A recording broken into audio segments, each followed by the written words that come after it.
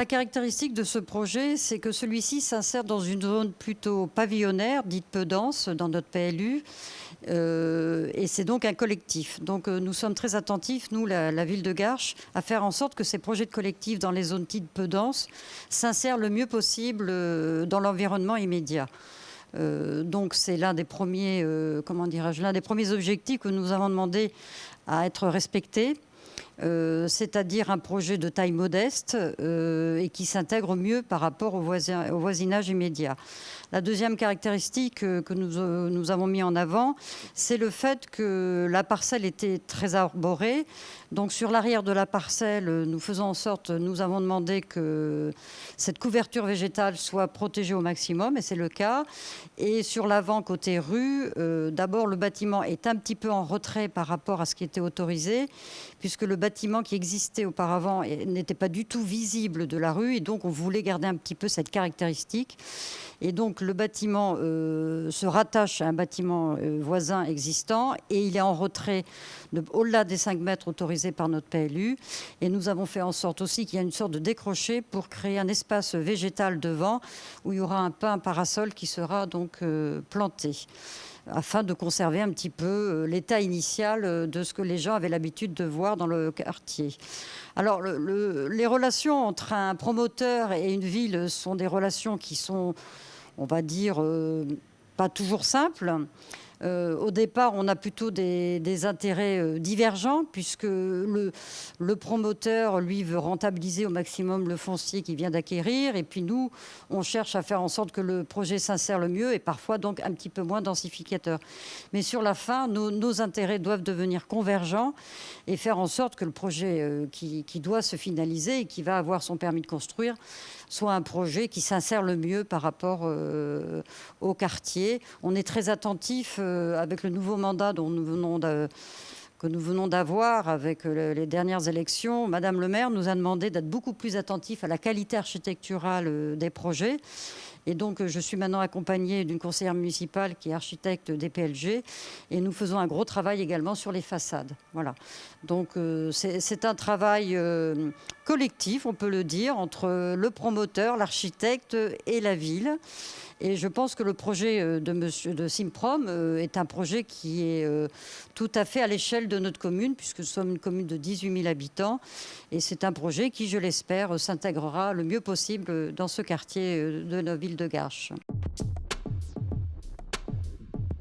C'est un concept qui est propre à Simprom, c'est notre spécialité, c'est un produit qu'on aime vraiment travailler.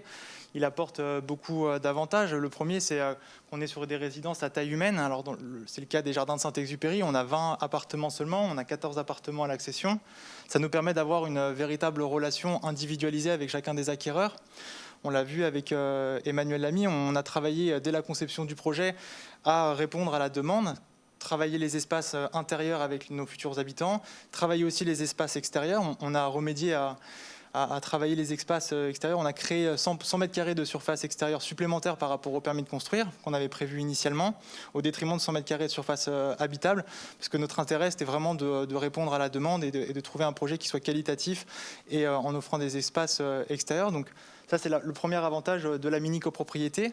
Le deuxième, c'est que de par sa taille, c'est des terrains qui sont relativement petits, sur lesquels on peut construire des petites opérations.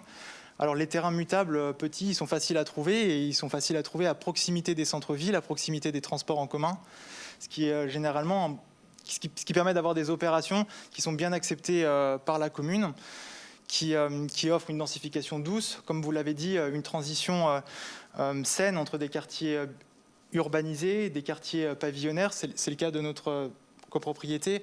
On a vraiment essayé de trouver une singularité du projet avec notre architecture, avec un travail sur la toiture, sur la façade extérieure, pour venir lisser la transition entre un quartier, des petits collectifs de la rue des Croissants vers le pavillon.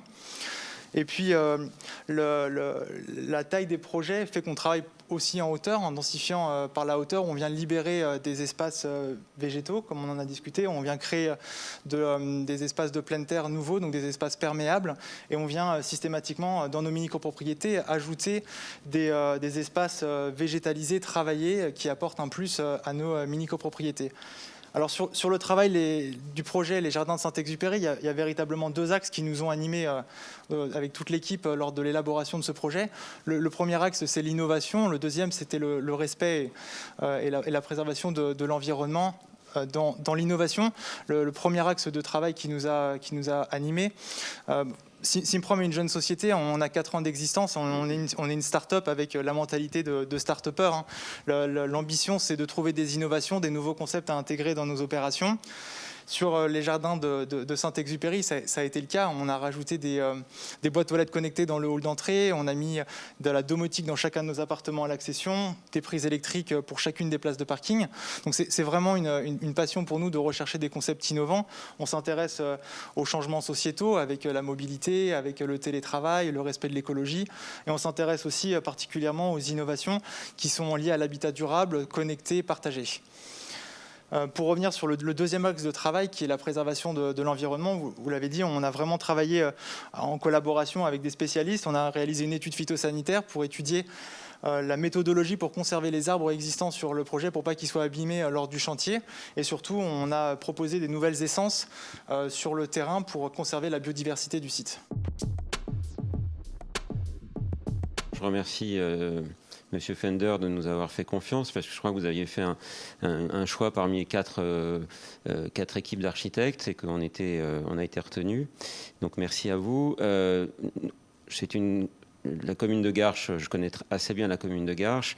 On y a construit plusieurs fois et je pense que dès le début, on a souhaité associer la commune dans l'association des volumes et savoir comment ces volumes pouvaient s'intégrer dans ce quartier qui, comme le disait Béatrice Baudin tout à l'heure, est un quartier relativement peu dense. Donc il a fallu, je pense, créer un bâtiment en L qui permettait de créer une liaison entre des maisons mitoyennes et parce qu'on n'a pas précisé l'adresse tout à l'heure, donc rue des Croissants, la partie ouest était beaucoup plus respirante et on a souhaité créer un retrait qui permettait notamment de retrouver des espaces verts sur la façade rue. On a tenu compte de l'avis de la ville qui était de se reculer par rapport à la rue au-delà des 5 mètres qui étaient autorisés. Et la deuxième chose, c'était le fait de pouvoir fractionner les volumes et avoir ce plan L nous permettait d'éviter un effet de masse et peut-être juxtaposer 2 volumes les uns à côté des autres.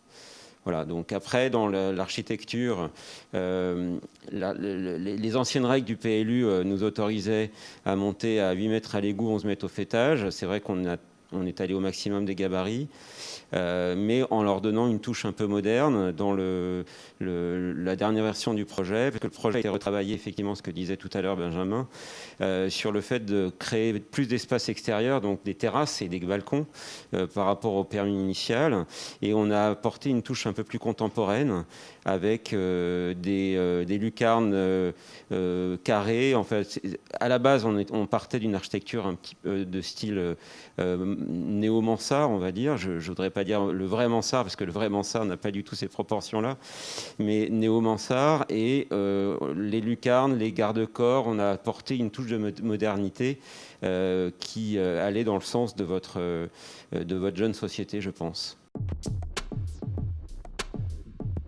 Et la raison pour laquelle nous parrainons les pyramides des premières réalisations, c'est parce que les banques populaires, comme la Banque populaire Rive de Paris, sont des banques qui ont été elles-mêmes créées par des entrepreneurs dans leur histoire. Donc c'est clairement dans notre ADN que d'accompagner les entreprises, les jeunes entreprises, pour les accompagner dans leur croissance. Et ce qui nous a séduit particulièrement d'ailleurs, c'est le fait que vous soyez une entreprise de croissance. Et ça, évidemment, nous, on tient beaucoup, d'un point de vue sociétal, à accompagner les entreprises de croissance. Nous sommes très, très proches de l'économie réelle et on a le souci permanent d'accompagner nos clients, quels que soient les secteurs d'activité, et bien sûr, en particulier, la promotion immobilière. Les banques populaires sont des banques qui financent la promotion immobilière depuis déjà de nombreuses années. Et nous accompagnons un grand nombre de promoteurs immobiliers sur le territoire francilien. Alors c'est vrai aussi, bien sûr, sur l'ensemble du territoire, puisque tout le réseau des banques populaires accompagne leurs clients en région, sur le terrain, pour accompagner leurs projets de promotions immobilières. Voilà. Alors ensuite, ce qui nous a séduit beaucoup sur le projet de Benjamin, de la société Simprom, alors d'abord, c'est que c'est une start-up de l'immobilier. Hein, vous l'avez dit, Benjamin. Effectivement, ça nous a beaucoup séduit parce qu'encore une fois, nous souhaitons accompagner les entreprises de croissance et donc on souhaite ardemment que vous deveniez grands et comptez sur nous pour vous accompagner, pour grandir avec vous. En tout cas, on aura beaucoup de plaisir à le faire. Ça, c'est la première chose. La deuxième chose qui nous a beaucoup séduit par rapport à votre démarche, au-delà du fait que vous soyez une start-up de l'immobilier, c'est une démarche qui nous a semblé très innovante par rapport aux autres projets que nous avons vus. Alors, je me souviens d'une conversation que nous avions eue il y a quelques mois, d'ailleurs, la première fois où nous nous sommes rencontrés, où cette démarche, justement, nous a séduit parce que ça part de la recherche foncière jusqu'à la livraison chez le client, et avec ce souci permanent à la fois d'être dans une démarche innovante en matière de process, et en même temps d'être innovant aussi dans la conception des projets immobiliers que vous mettez sur le marché. Vous l'avez dit, vous êtes très attaché à la domotique, à la mobilité, pour permettre aux habitants de pouvoir recharger leur véhicule électrique, par exemple. Ça se passe partagé. Voilà, oui, et partagé, voilà, absolument. Et puis, ce qui nous a séduit également, c'est au-delà de ce concept de mini-copropriété, parce qu'une mini-copropriété, bon, ça peut être effectivement 3 lots, 4 lots, 5 lots, mais on peut très bien aller aussi jusqu'à 20, 30, 40 ou 50 lots. Et là, ça commence à devenir effectivement intéressant. Et clairement, ce qui nous a séduit, c'est toute cette démarche, en fait, du parcours client depuis le début, puisque vous l'associez. Enfin, en tout cas, c'est ce que j'en ai compris. Vous l'associez dès la conception. Et ça, c'est, je pense, une tendance de fond, en fait, dans la promotion immobilière, que pas tous les promoteurs immobiliers savent faire aujourd'hui, alors que c'est justement la demande qui va vers ça, en fait. Hein. Et donc, c'est ça qui nous a vraiment séduit, à la fois dans votre démarche de start-up de l'immobilier, d'entreprise de croissance, mais également de ce parcours client que vous associez dès la conception jusqu'à la livraison. Voilà ce qui nous a séduit dans votre projet. Vous avez raison, c'est aussi très important d'associer les acquéreurs, les futurs habitants. Et c'est effectivement bien qu'on soit réunis tous là ce soir pour en discuter, parce que c'est aussi un travail que l'on demande avec les architectes qui doivent être en permanence associés au projet, et ça nécessite du travail supplémentaire, parce qu'on n'est pas simplement dans la création d'un permis de construire, on ne le dépose pas simplement en mairie. Donc on le travaille initialement, on le retravaille, on l'améliore, il faut lancer la commercialisation.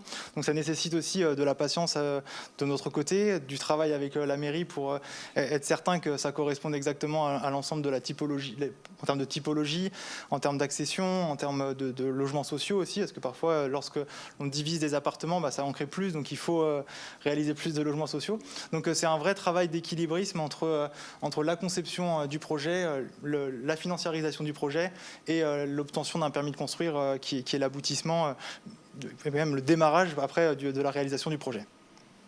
Alors, juste pour compléter ce que vous venez de dire, tout à fait d'accord avec ça. Et en plus, ce qui nous a séduit, c'est votre souci permanent de respecter l'urbanisme, les règles d'urbanisme. Et ça, c'est évidemment, ils n'ont pas le choix, mais je suis d'accord, mais on le sent bien dans le discours qu'on peut avoir avec Benjamin. On sent ce souci permanent d'être réellement en conformité avec ce que souhaite la commune.